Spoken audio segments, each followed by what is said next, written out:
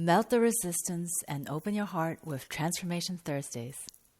Hello, hello, hello. Welcome to Transformation Thursday. I'm your host, Winnie Wang. I'm a licensed acupuncturist that specializes in releasing trauma from the body. I am so excited that we have Brenda Bravo here today. Brenda Bravo is an international photographer and confidence coach for over 14 years. She has worked all over Latin America and the US, helping women and individuals feel empowered in front of her lens, and so in their lives as a result. When I was doing research on her website, there's this one sentence that really captured my heart. It says, "I offer real, emotive, and breathtaking images that capture who you truly are." Wow. And all the joy you are feeling on that day. How amazing is that? Welcome. Thank you so much. Thank you for having me, Winnie. So tell me, about being a confidence coach. And, I think a lot of women, we look at the cover of Sports Illustrated and we think that our body are supposed to be a certain way. And, it's really funny because I just had a photo shoot with Brenda and her work is absolutely amazing. Thank you. But I had this experience where she handed me the camera and said, "Winnie, check this out." And the first thing I noticed was the fat arms.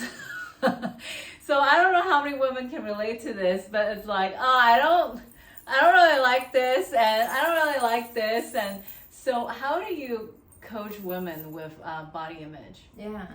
Well, it's a good question. I think it all stems from realizing that you're more than just what you look like, right? Because if we identify with what we think society thinks that we should look like, then we're always going to hold ourselves to an impossible standard.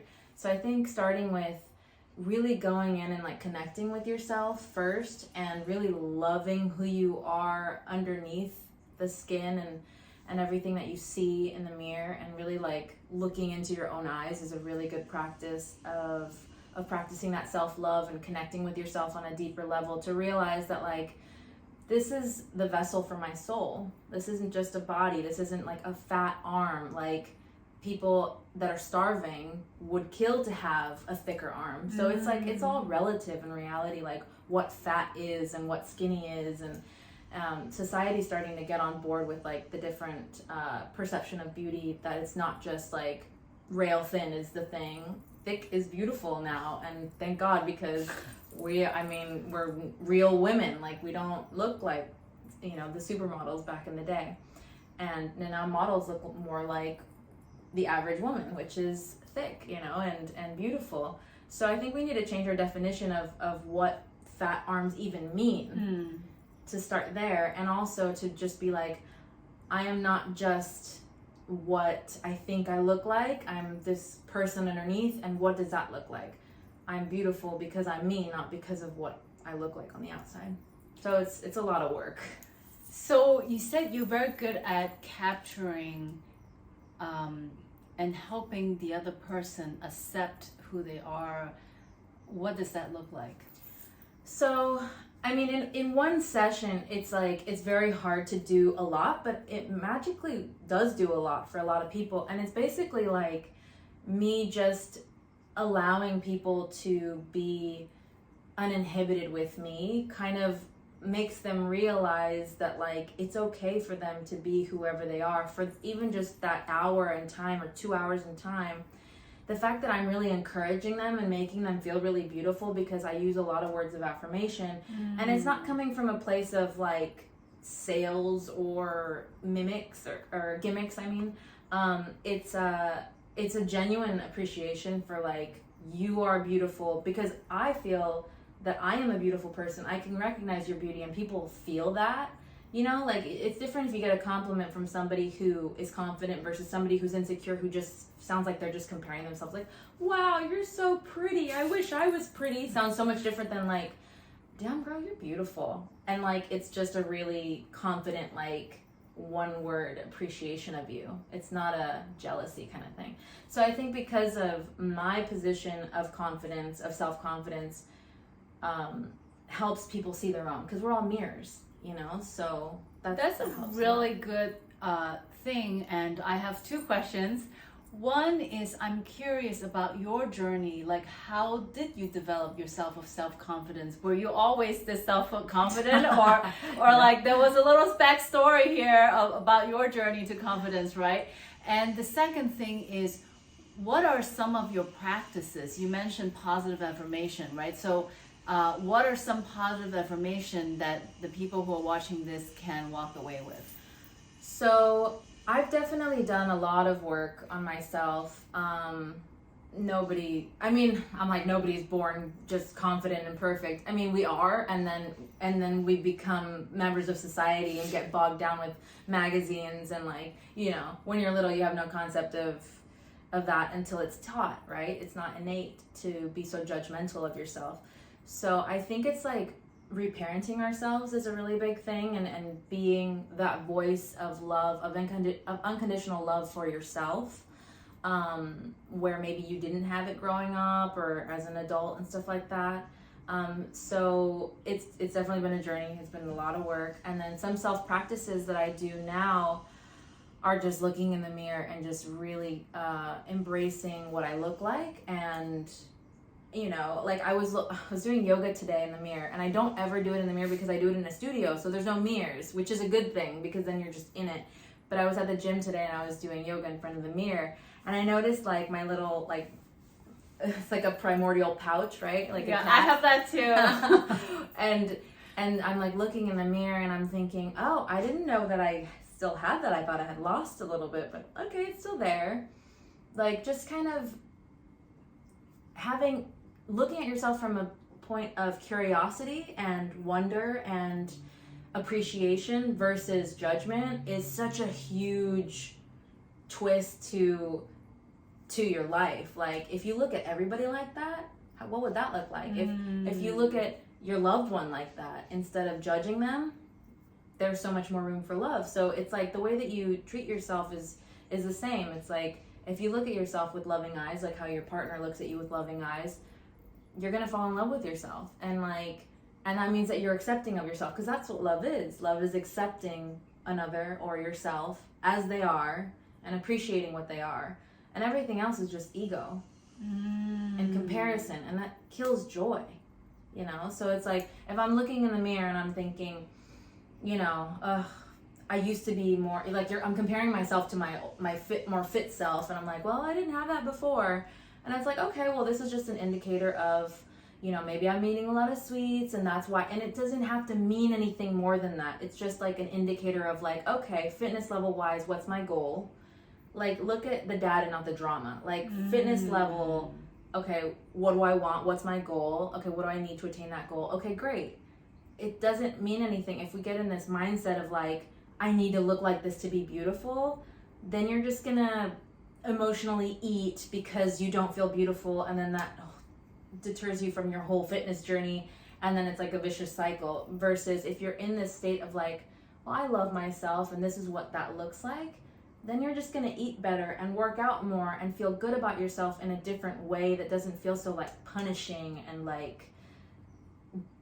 just it becomes masochistic when you do that. It's very interesting. I'm feeling very enlightened in her presence.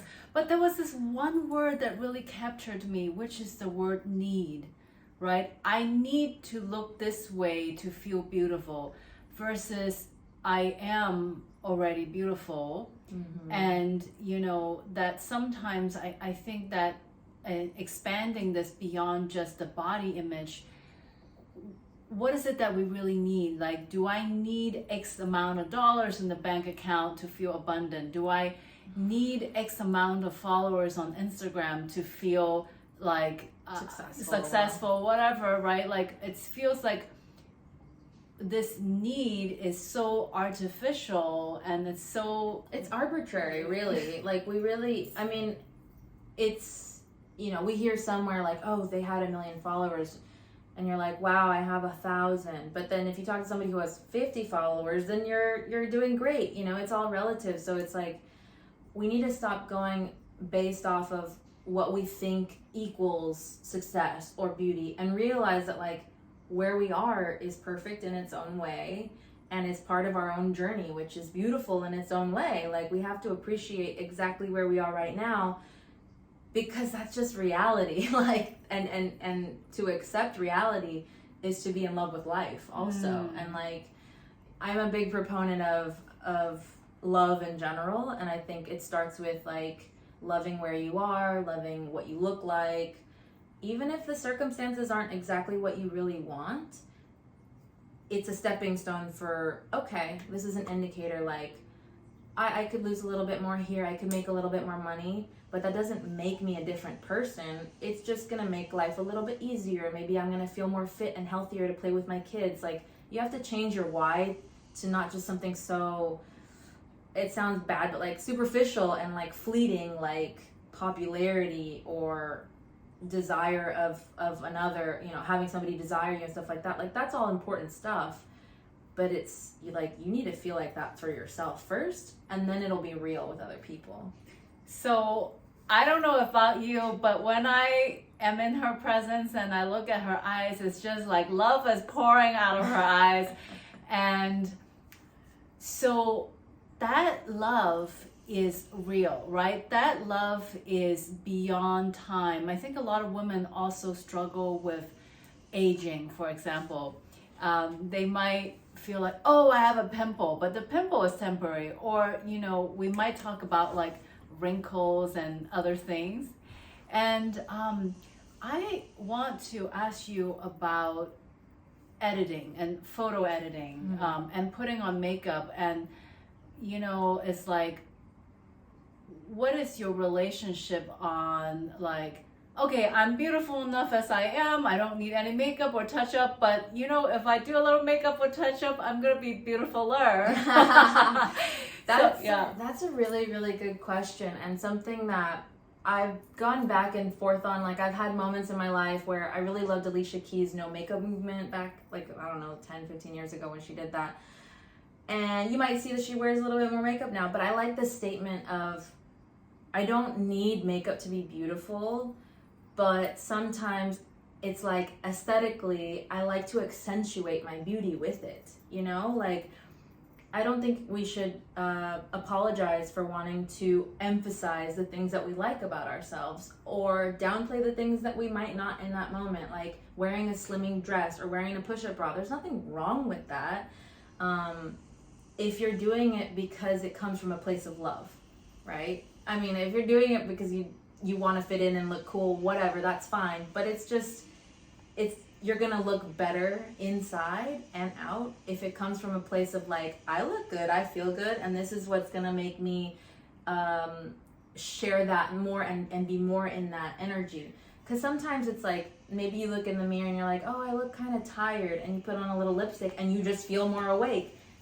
That's just something that happens, and maybe it is taught culturally that like, I mean, actually, it's actually very natural for people to, when you looked flush, it makes you look like you're ready for sex. Like, that's a biological thing. That's why we wear rouge. That's why we wear lipstick. Oh, I see. It's all biological. Like, I studied a lot about biology and reproduction and stuff like that. And there's a reason why, like, in the olden days, people would pinch their cheeks on before they go on a date. Oh. To make them look flushed. Yeah. It's like, and white eyes look sexier than yellow because that's jaundice, right? And white teeth look, because it's all signs of health. That means I'm a healthy reproductive person, like I'm fertile. We're all ultimately mammals, right? Yeah. And like, so I think it's like, you know, don't fight biology. If you want to feel sexy and you need to do these things and those help you get to where you want, I always say fake it till you make it. Whatever helps you feel like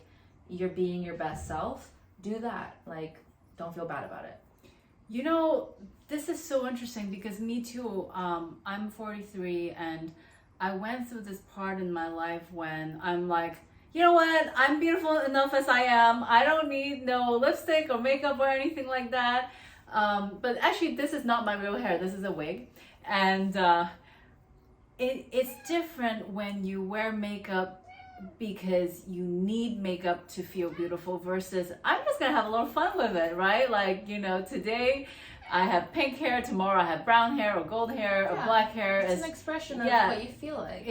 I feel like when you look at it like art, which art comes from a place of love and just like as you said, bringing out emphasizing the beautiful parts. Yeah, it's like highlighting the features that you like about yourself. I think mascara and like eyeliner can make your eyes pop a little bit more.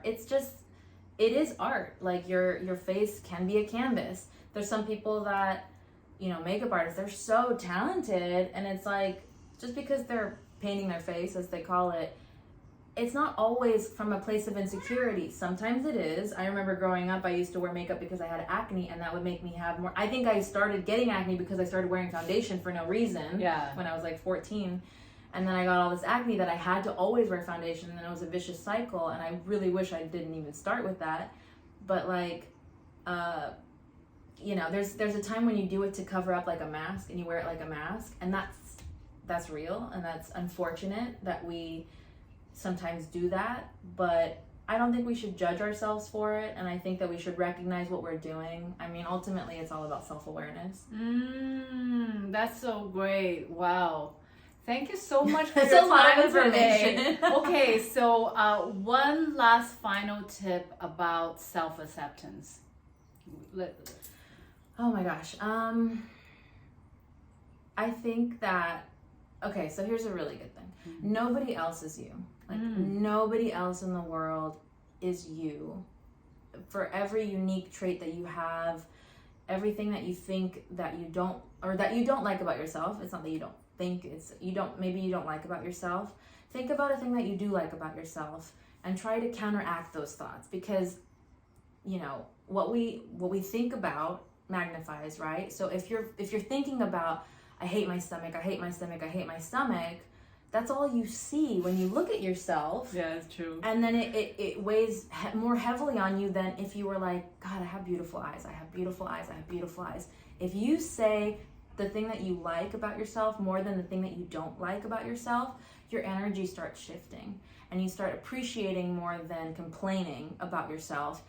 And then you're going to start liking yourself more. I think that's a really good path towards self-acceptance, is focus more on what you do like about yourself, because everybody can find something. Even the most perfect person, even, most top models, they're going to hate something about themselves, because that's just human. That's just like our human flaw, that we always look for the negative. But if we hack that and counteract that with a positive intention and a positive appreciation for what we love about ourselves, we can then shift our energy and start focusing on that. And maybe I'm a great mother, and maybe I'm a good runner, and maybe, I have a great singing voice. Just keep doing those things that you love about yourself, and I think it'll help you on a path to really starting to fall in love with yourself. Those are great points.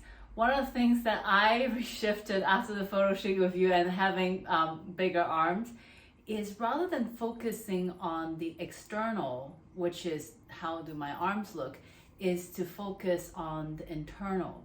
Wow, these are the arms that I drive my vehicle with, right? These are the arms that I chop vegetables and cook with, right? These are the arms that I do acupuncture with. Like, these are the arms that I used to talk, right? I need to emote with my arms.